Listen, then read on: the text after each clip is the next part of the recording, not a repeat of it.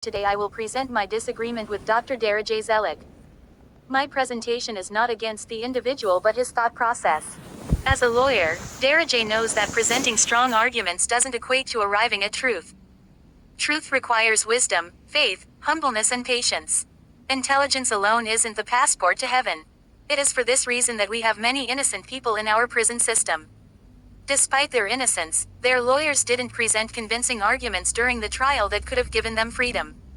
At other times, the various corruption that go on despite the lawyers' great effort land innocent people in prisons. So I beg my viewers to give me the benefit of the doubt when making my presentation today. The following is a definition for the word passion from Oxford Dictionary. 1. Strong and barely controllable emotion. A man of impetuous passion. 2. The suffering and death of Jesus. Meditations on the Passion of Christ. It is clear that passion itself is an emotion. If we look at the definition with fine eyes, it also says barely controllable emotion. The law professor said he is not driven by anger but by passion.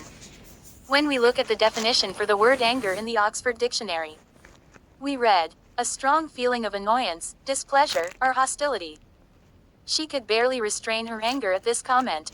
Both passion and anger are in the category of what we call barely controllable emotion. Perhaps it's for this reason that the accomplished doctor never gave an answer after being asked by the lawyer. What is the relationship between passion and depression? The lawyer asked this question to form a better argument towards those who accused him of being a person filled with anger. If the doctor had told him that passion is a barely controlled emotion, the lawyer may have reverted back to depression.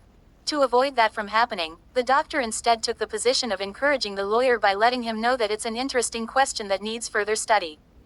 The lawyer's argument was built upon the pretext that his opinions are based on intellect rather than emotion. The lawyer then groomed his viewers of his law background to cement his initial position, which was, I am a fact-based intellectual person who isn't like the average emotionally driven Ethiopian population. I am not a subhuman like the others because I am driven by passion unlike those subhumans who are driven by emotion and not intellect. The lawyer framed best this very same view when he mentioned a particular clergyman. The lawyer said that the clergyman had openly made a comment stating that he rather be ruled by Satan rather than be ruled by a Tigrine. This very comment enabled the lawyer to make a series of statements against not only that particular clergyman but the entire Ethiopian Tewahedo Orthodox Church. The lawyer said, how can a clergyman sell his soul to Satan and remain religious father? Doesn't this church produce children to point out its errors? This church should keep her mouth shut. Now on the surface, it seems as though the lawyer has made a great rebuttal against the clergyman and the church. However, in reality he has displayed his passion, his barely controlled emotion.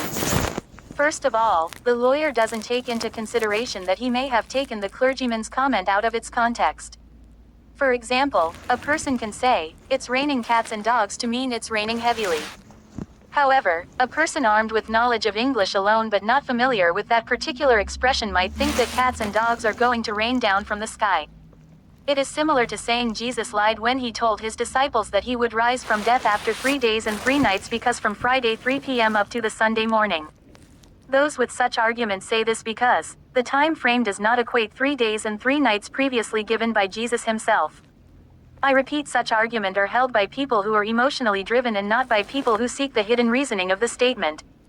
The answer for the 3 days and 3 nights starts from the book of Genesis 1:1-9. When God created the heavens and earth, he did so in a complete darkness. In fact, it wasn't up until the 4th day that the sun was created. This gives birth to the biblical expression, 3 days and 3 nights, which we see throughout the Old and New Testament all the way to Jesus' crucifixion and his resurrection. A person who hasn't had a full knowledge of the Bible would expect these 3 days and 3 nights to be equal to 72 hours. Meaning each of these 3 days to be 24 hours. However, seconds, minutes, hours are based on a solar system of counting. This means that the 3 first days of creation would need to be dependent on the sun in order to be 24 hours each. However, we know from Genesis 1:19 that the sun was created after these first 3 days and 3 nights, making them impossible to count based on the sun. They would count it based on the Word of God and not the sun. Now when we return to our lawyer, he seems to have exposed the clergyman and the church by saying, how can a representative of Christ say I rather be ruled by Satan than be ruled by a Tigrine? The viewer would automatically gravitate towards the lawyer and away from the clergyman. However, this same lawyer said, "I would choose to live with the intelligent people in hell rather than to live with the ignorant people in heaven." Well, in all honesty, this comment coming from the lawyer is no better than the clergyman he supposedly exposed. First of all, it is God who decides who enters heaven or hell. Intelligence is not a decisive factor in determining who goes to heaven or hell. After all, Judas Iscariot was claiming to have been the more educated one amongst the disciples because he wasn't a fisherman. We all know how his story ended. If entering hell is giving one's soul to Satan to receive eternal punishment and the goal of the faithful to enter God's kingdom to receive righteousness, why call out God's clergyman of doing something? Didn't the lawyer say he would choose intelligence over life in heaven? Isn't it giving your soul to Satan, much like what the clergyman had said? How is the lawyer better than the clergyman? That's when we will return to context. It is very wrong to quote people out of context and build destructive arguments. In fact, it is extremely dangerous. The lawyer Dereje Zelek said there's no good racist or act of racism. I personally doubt if that conclusion is correct. Wasn't it the greatest amongst prophets named Moses who looked left then right to kill the Egyptian over the Israelites? If such act was performed today, wouldn't it be an act of racism? Today, we shouldn't spend so much effort in various accusations. We should work towards healing our people. Fighting for others is not spending time accusing one another. We can have disagreements, but it doesn't mean we can't work with each other in the future.